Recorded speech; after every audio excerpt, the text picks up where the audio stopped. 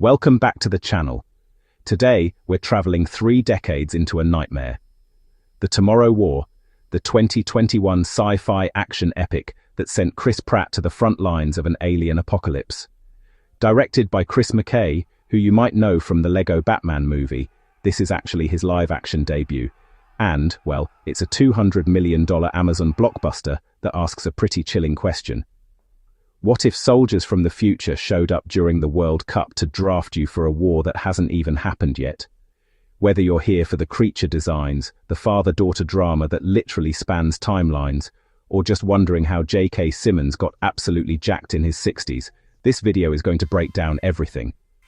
Stick around to the end for my final verdict. Does the Tomorrow War earn its place among time travel classics? Or, honestly, should it have just stayed in the future? Dan Forrester is introduced in December 2022 as a biology teacher and former Green Beret who just failed to land his dream research job. From the first scene, we get a sense of his personality. He's capable, quietly frustrated, and, yeah, deeply devoted to his wife Emmy and his young daughter Muri. Everything changes during the World Cup final when soldiers literally materialize on the field. Lieutenant Hart and her team arriving from 2051 with some devastating news. Humanity is losing a war against alien invaders called Whitespikes, and they need recruits from the past to fight. The global draft begins immediately. Dan receives his notice and, despite Emmy's pleas to flee, he reports for duty. Alongside him are fellow draftees including Charlie, who's this awkward scientist with a PhD he honestly can't stop mentioning, and Dorian, a cancer-stricken veteran who's on his 3rd tour. They're fitted with tracking bracelets, given barely any training, and sent forward, only to be dropped high above a ruined Miami instead of their intended destination. The survivors watch helplessly as most of their unit plummets to their deaths before the Whitespikes even appear. By the end of this introduction, we already understand the impossible stakes, civilians fighting monsters, with survival measured in minutes. The relationships in the Tomorrow War form an emotional core that really transcends all the action spectacle. Dan's interactions with his future daughter, Colonel Muri Forrester, reveal both devastating tension and, honestly, some unexpected warmth. When he finally meets her at the Puerto Plata Command Center, she's no longer the little girl he left. She's a hardened scientist and leader who delivers a brutal timeline of his future. After failing to secure that research job, he'll become disillusioned, abandon his family just like his own father did, and die in a car crash when she's 16. The weight of that revelation, seeing your worst potential realized, grounds the sci-fi premise in some genuine pain. Alongside all of this, Dan's relationship with his estranged father James simmers just beneath the surface. James is this anti-government survivalist. He's mechanically brilliant, and honestly, he's the source of a lot of Dan's childhood wounds. When Dan refuses to remove his draft bracelet with James's help, their unresolved conflict really mirrors that cycle of abandonment Muri talks about. Supporting characters like Charlie bring a bit of comic relief but without ever undermining the tension, and then you've got Dorian. His terminal diagnosis just makes every sacrifice feel so much more earned. One fascinating thing here is how Muri's mission, developing a toxin that targets female Whitespikes, it forces Dan to confront not just the aliens, but also the father he's become and the father he could choose to be. As the plot unfolds, Dan and his team face escalating challenges across 2 timelines. Key Event 1 is the Miami descent. Dropped at the wrong coordinates, draftees fall screaming through the sky while Whitespikes pick them off mid-air. The survivors, Dan, Charlie, and a handful of others, crash land in a ruined city and fight through abandoned buildings to reach a research lab before the area is bombed. This sequence immediately raises the stakes, showing that the future military is desperate, disorganized, and running out of time. Then Key Event 2 delivers the film's most intense sequence, the capture of a female Whitespike. Muri recruits Dan for a mission to the Venezuelan jungle, where they sedate and cage one of the rare breeding females, only to trigger a swarm of males that decimate their extraction team. The creature design, inspired by H.R. Geiger's work and refined through 67 concepts by Ken Barthelemy, finally gets full display. These things are fast, armored, and terrifying, with spike-shooting tentacles that make them formidable at any range. The survivors flee to a fortified oil platform, the jump link, where they race to synthesize the toxin before the swarm arrives. The filmmakers use pacing masterfully, quick cuts during attack sequences, long takes that emphasize the creature's relentless movement, and wide shots that dwarf humans against collapsing infrastructure. Watching Dan balance his mission with the crushing knowledge of his own future failures keeps us invested. He's not just fighting aliens, he's fighting his potential self. The Tomorrow War isn't just about shooting aliens, it explores surprisingly resonant themes beneath its blockbuster surface. One of the most prominent is generational responsibility and what we owe our descendants.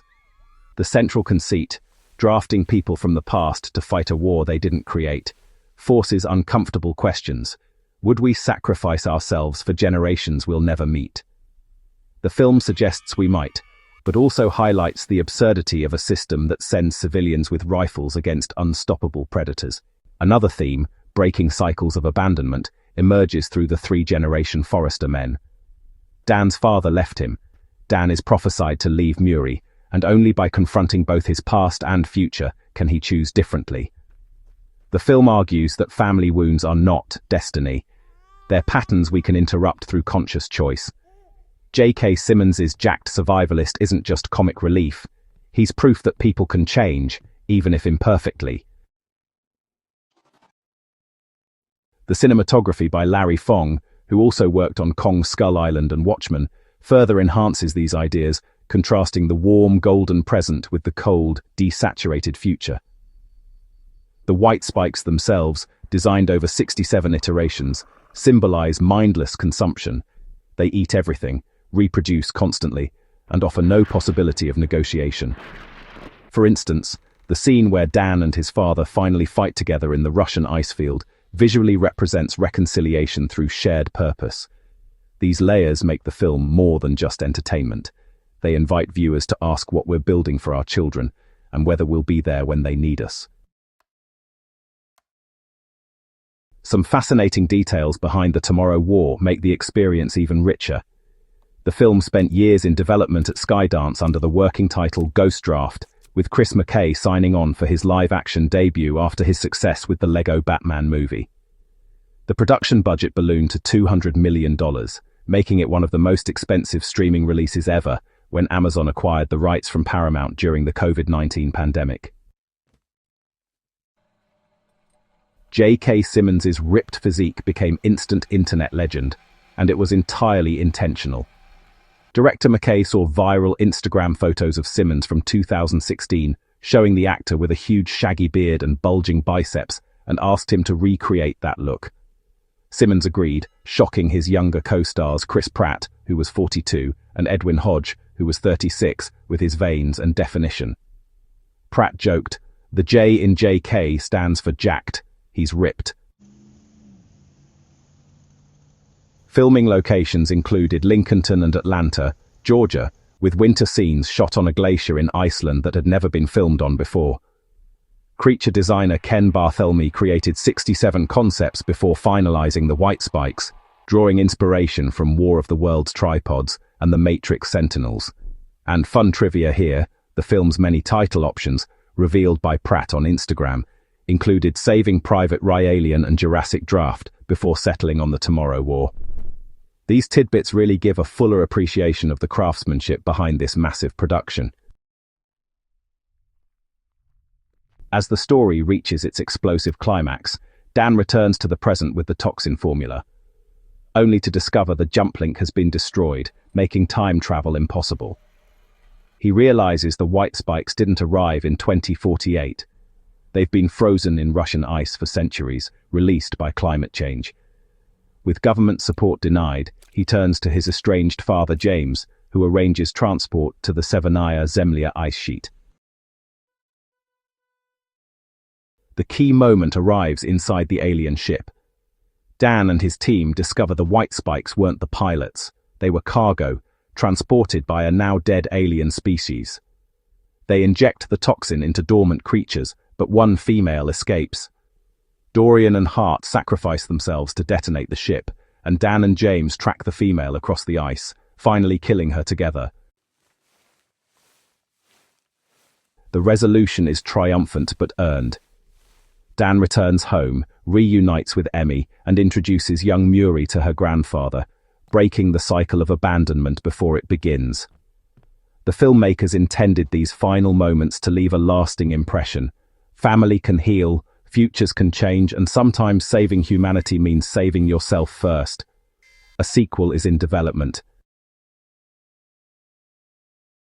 In conclusion, The Tomorrow War delivers exactly what a big-budget sci-fi actioner should: spectacular creature, battles genuine emotional stakes, and a cast that commits completely. It's too long, the dialogue occasionally stumbles, and the time travel logic requires patience. But when it works, it works. Chris Pratt anchors the chaos, Yvonne Strahovski brings steel and sorrow, and J.K. Simmons steals every scene he's in.